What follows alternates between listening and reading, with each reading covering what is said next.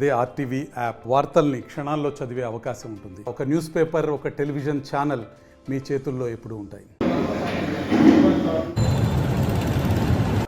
ఈరోజు పాణ్యం నియోజకవర్గము గడివేంల మండలము దుర్వేసి గ్రామంలో నిన్న మా సీనియర్ కార్యకర్త, తెలుగుదేశం పార్టీ సీనియర్ కార్యకర్త పైన వైసీపీ ఎవరు పేరు పరమేశ్వర్ రెడ్డి కొడుకు దాడి చేయడం ఎంత కిరాతకంగా కొట్టాడంటే మా టీడీపీ లీడర్ని అంత కిరాతకంగా హెడ్ ఇంజురీ అయ్యి ఆయన చావు బతుకుల్లో ఉన్నాడు. ఈరోజు ఆయన చేసిన పాపం ఏంటి అంటే తెలుగుదేశం పార్టీకి ప్రచారం చేయడం ఒక పెద్ద పాపం.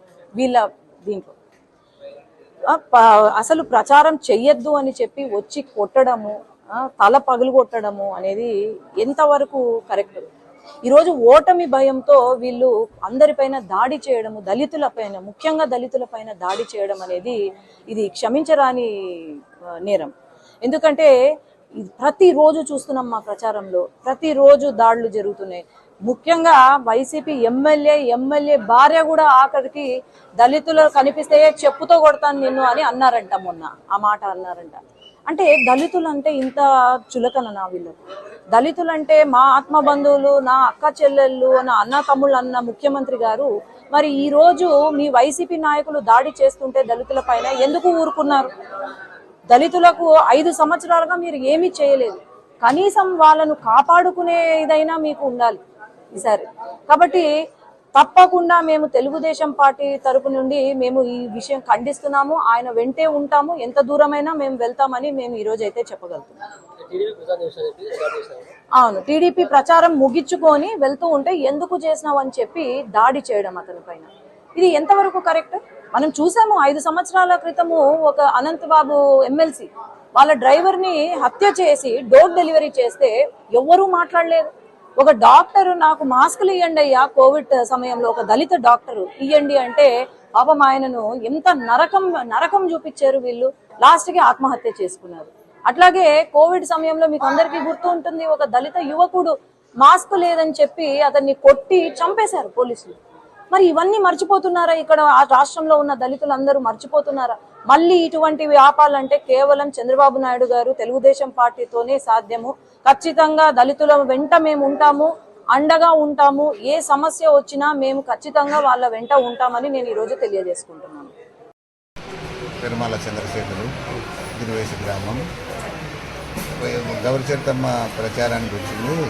ఆమె ప్రచారం అంతా అయిపోయినాక కోటమందికి ఆమెను సాగనంపి మేము ఇంటికి పోతున్నాం. మా కాలనీ పోతుంటే మా వెనక వచ్చి మా ఇండ్ల ముందర పోతున్నారు అని అన్నాడు. అంటే అట్లా సైడ్ ఉంది కదా అని మేము ఇటు సైడ్ జరిగినాం. ఏదో కుక్క అని వచ్చి బగ్గి నిలబెట్టేసి చెప్పబోయాడు. కొట్టే పరమేశ్వర రెడ్డి కొడుకు వేసి కొడితే నేను కడ తీసుకొని అక్కడ దిగిన. నేను ఎలకల మళ్ళీ వాడు కడ తీసుకొని వెళ్తాను. అది మేము కండ వేసుకొని తిరిగి ప్రచారం చేసి వచ్చున్నామని మంట. వైసీపీ కదా వాళ్ళు, మేము ప్రచారానికి ఇచ్చినాం కదా, మేము తిరిగేదానికి వాళ్ళకు మంటారు. మేము వాళ్ళకు అరగను అనమాట. అది ఉండే కథ. మేము ఫస్ట్ నుండి తెలుగుదేశమే. ఎక్కడ వీళ్ళకు ఛాన్స్ ఇవ్వను వైసీపీ. వాళ్ళు మనల్ని అడగలేరు, మనం వాళ్ళకి వేయం. అందుకు మనం పోయేది కాకుండా మనం 10 మంది తిరుగుతుంటారు. ఇంకా 4 దొరుకుని పోతారు, తిరుగుతుంటారు కదా ఇల్లు. అందులో మేము తెల్లపిల్లగానే తిరిగేది పట్టాలి. ఎంతమంది దాడి చేస్తారు? ముగ్గురు. పరమేశ్వర రెడ్డి కొడుకు దామోదర్ రెడ్డి, రామాంజనేయ రెడ్డి కొడుకు. ఆ పిల్లల్ని పెడుతుంది వైసీపీ. మరిన్ని వీడియోస్ కోసం ఛానల్ ని సబ్స్క్రైబ్ చేయండి. లేటెస్ట్ అప్డేట్స్ కోసం వాట్సాప్ ఛానల్ ని ఫాలో చేయండి. అండ్ లింక్ డిస్క్రిప్షన్ లో ఉంది.